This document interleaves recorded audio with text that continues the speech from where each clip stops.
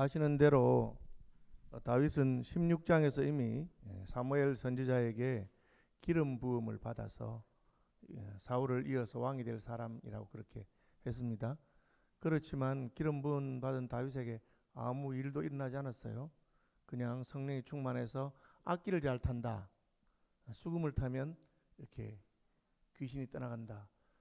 그 이스라엘의 왕의 기능은 백성들을 적의 침입에서 건져주는, 적이 공격해 왔을 때 이웃 민족에서 건져주는 그것 때문에 왕으로 세우고 했는데, 전에 사사들이 하던 그 기능을 더 상설, 사사는 일이 있을 때만 한다면 상설로 그렇게 했는데, 기름 부음 받았는데 뭐 별일 없고 그냥 다윗은 여전히 양을 치고 있어요. 본문에 보면 이새에게 가문에 8명의 아들이 있었고 다윗은 막내라고 되어 있어요. 그리고 전쟁이 났을 때 그 위에 형 3명만 전쟁에 갔습니다. 이스라엘 사람들은 군대를 계수할 때 전쟁에 나갈 수 있는 사람들만 계수합니다. 나이가 만 20살이 되면. 그러니까 위에 형 3명은 20살이 넘은 거죠. 몇 살인지는 안 적혀있지만 뭐 위에 형 3명, 셋째가 뭐 21살이든지 2살이든지 그렇겠죠.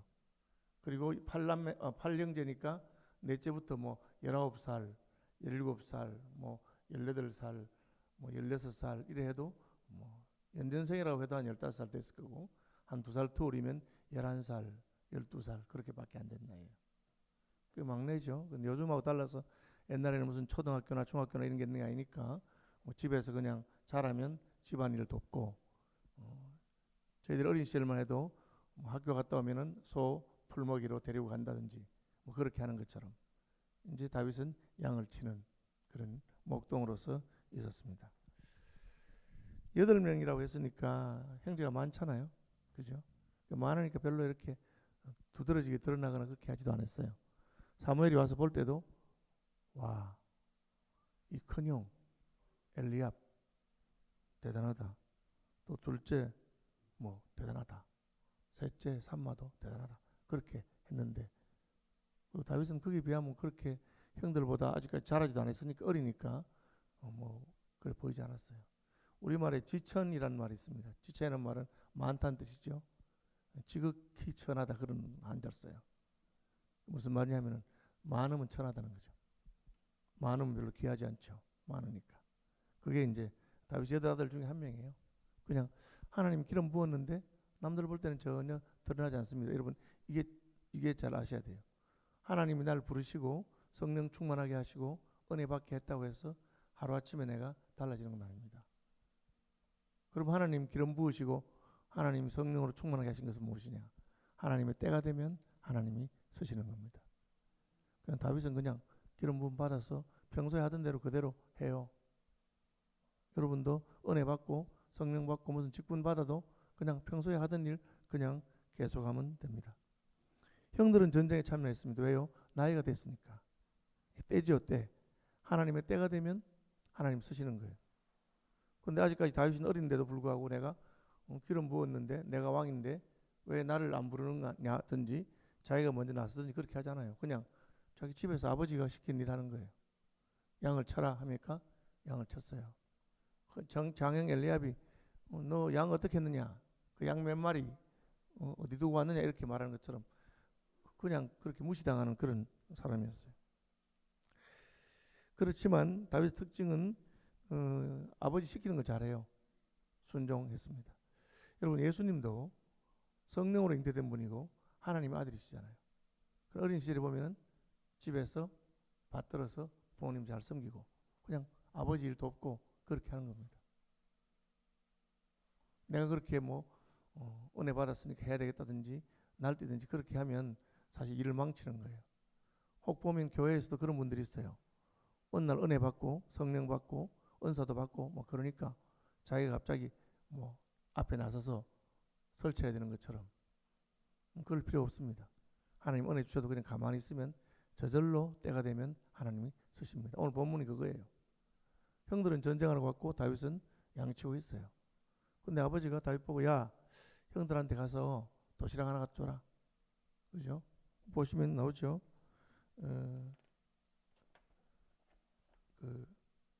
이새가 그의 아들 다윗에게 이르되 내 형들을 위하여 볶은 곡식 한 에바와 떡 10덩이를 가지고 진영으로 속히 가서 내 형들에게 주고 와라.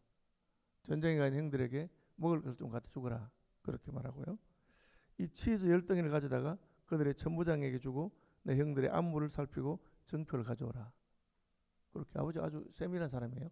구체적으로 그냥 형들에게 먹을 것 좀 갖다 줘라 아니고 볶은 곡식 한 에바, 치즈 몇 개, 또 떡 10덩이, 그리고 치즈 몇 개 가져가서 천부장에게 줄 건 주고 형들에게 주고, 그 다음에 그냥 오는 게 아니고 받았다는 영수증 받아와라. 가서 정표를 아버지 잘 받았습니다 하든지 천부장에게도 선물 잘 받았습니다. 그 중간에 이제 딴 데로 세 가지고 안 갖다 주고는 갔다 왔다 그렇게 거짓말하지 못하도록 그렇게 꼼꼼하게 아버지가 시키는 것을 알 수 있습니다. 그래서 갔어요.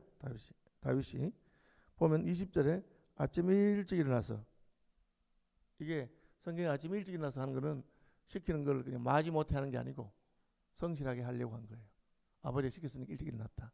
이런 표현은 아브라함이 이삭을 바치라 할 때도 일찍 일어나서, 하나님 시키는 거 할 때 일찍 일어나서 했다고 되어 있어요. 그 다음에 양을 양치는 자에게 맡기고, 자기 양을 치고 있으니까 그냥 버려두고 간 게 아닙니다. 자기 맡은 책임을 다른 양 지키는 사람한테 제가 아버지 심부름 갔다 올 테니까 제 양입니다. 잘 좀 돌봐주세요 하고 맡기고 갔습니다. 형이 물어본 거예요. 야, 너 여기 왜 왔어? 양을 어떻게 했어? 그렇게 형이 물어본 거예요. 형 생각에는 그냥 제가 어린애가 그냥 하던 일을 때려치우고 놀러 왔는가 이렇게 생각했는데 그런 게 아닙니다. 다윗은 자기 양은 이미 다 맡기고 아침 일찍 일어나서 갑니다. 이새가 명령한 대로 가지고 가서 시킨 그대로 가져갔어요.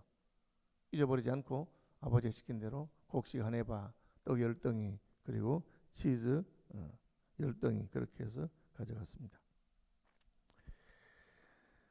가보니까 전쟁이죠. 마침 군대가 전장에 나와서 싸우려고 고함치며 이스라엘과 블레셋 사람들이 전열을 벌이고 양군이 서로 대치하였더라. 그래서 지금 막 싸움 막 시작되니까 빨리 갖다 줘야 되죠. 그래서 자기 짐은 지금 싸우는구나 하고 짐 맡긴 사람은 또 맡기고 형들한테 가서 먼저 인사부터 합니다. 형들 저 왔어요. 그렇게 인사하니까 형이, 야 너 여기 왜 왔어? 애들은 가라. 전쟁터인데 너 왜 왔어? 치던 양은 어떻게 했느냐? 아주 조그마한 게 그냥 아주 금방지게 났을 때 안 났을 때 모르고 막 그렇게 왔어. 그렇게 했어요. 그냥 형이 볼 때는 다윗이 우습게 보이는 거죠. 동생이기도 하고. 굉장히 조심스러운 거예요. 하나님께서 그 사람을 크게 쓰시려고 기름 부으시고 성령으로 충만하게 하고 해도 처음부터 그 사람이 그냥 특별하게 보이지 않아요. 우리 조심해야 돼요. 형들처럼. 하나님께서 세우시는 다음 세대에 일어나는데 우습게 보는 거예요. 참 특히 우리나라는 유교 문화이기 때문에 굉장히 조심해야 돼요. 저도 벌써 나이가 많습니다. 그죠? 그런데 어떤 분들은 아이고 뭐 젊은 사람들이 뭐 하고 그런 식으로. 그 제가 이제 선배들 보고 그럼 도대체 그 몇 살까지 젊으냐고. 이분 가만히 생각하면 내 밑으로 무조건 젊은 사람이라면서. 그렇게 하면 안 되는 거예요. 다윗은 하나님께서 기름 부은 사람이고 하나님 부른 거예요. 그럼 다윗은 그냥 그래도 양치고 있어요. 순종하고 겸손하죠. 아버지 시킨 대로 잘해요. 그런데 전쟁터에 아버지 심부름 보낸 거예요. 야, 이게 이유가 있습니다. 그냥 아버지는 그냥 심부름 보냈지만 하나님은 이제 다윗이 때가 됐다는 걸 아시고 다윗을 골리앗과 싸우는 곳으로 이끌어 가신 것입니다. 형이 볼 때는 쟤는 싸움할 준비도 전혀 안 돼 있고 아직 어려요. 위험해. 야, 너 양은 어디 두고 여기 왜 왔어? 다시 그냥 온 거 아니에요. 아버지의 심부름을 왔어요. 그리고 와보니까 저기 큰 녀석이 하나 있는데 골리앗이에요. 날마다 와서 이스라엘 보고 약 올리고 모욕하고, 야 이스라엘에 사람이 없어? 나하고 싸우자. 이렇게 백성들끼리 다 싸울 필요 뭐 있어? 1대1로 싸워서 결판 내자. 이스라엘 모욕하는데 그 사람 워낙 키가 크고 힘이 세 보이니까 아무도 그 사람하고 싸우는 사람이 없어요. 근데 심부름 갔던 다윗이 가보니까 저놈이 저기 저 자식 저 누구야? 뭐 키만 크면 다야? 왜? 다윗은 양을 칠 때 나중에 나오는 이야기 보면 곰하고도 싸우고 호랑이하고도 싸우고. 왜? 내 사명이니까. 지금 하나님이 다윗을 왕으로 기름 부으시고 자기 백성을 지키는 그 자리로 이끌어온 것입니다. 기름 부었다는 말은 그 메시아라고 하는 단어예요. 크라이스트, 그리스도라는 단어예요. 예수님도 기름 부음 받은 분이기 때문에 메시아, 그리스도라고 부른 거예요. 왕으로 기름 부음 받았는데 자기는 그냥 하나님 기름 부음 받았는데 드러나지 않고 숨어 있는데 오니까 지금 이상한 놈이 와서 막 자기 백성들을 괴롭히는 거예요. 그래서 다윗이 나섭니다. 형이 볼 때는 제가 나설 때가 아니야. 너 왜 나섰어? 예수님도 마찬가지죠. 고운 모양도 없고 풍채도 없고 사람들이 보기에 흠모할 만한 것이 전혀 없어요. 그런데 왜 예수님 메시아입니까? 하나님이 보내셨죠. 다윗이 왜 메시아입니까? 하나님이 기름 부으셨기 때문에. 겉으로 보기엔 애예요. 여기서 우리가 알 수 있는 것은 하나님께서 하시는 영적인 일에 있어서 그 사람이 무슨 키가 크고 힘이 세고 잘나 보이고 다윗 형들이 잘생겼잖아요. 오죽했으면 하나님께서 외모를 보지 마라. 사람은 외모를 보거니와 나 여호와는 중심을 본다. 그렇게 말씀하셨어요. 이게 제일 중요해요. 누가 이제 목사가 되고 싶다 할 때도 항상 하나님이 너를 불렀느냐, 하나님이 너를 부르시고 하나님께서 너를 기름 부으셨느냐, 이게 굉장히 중요한 겁니다.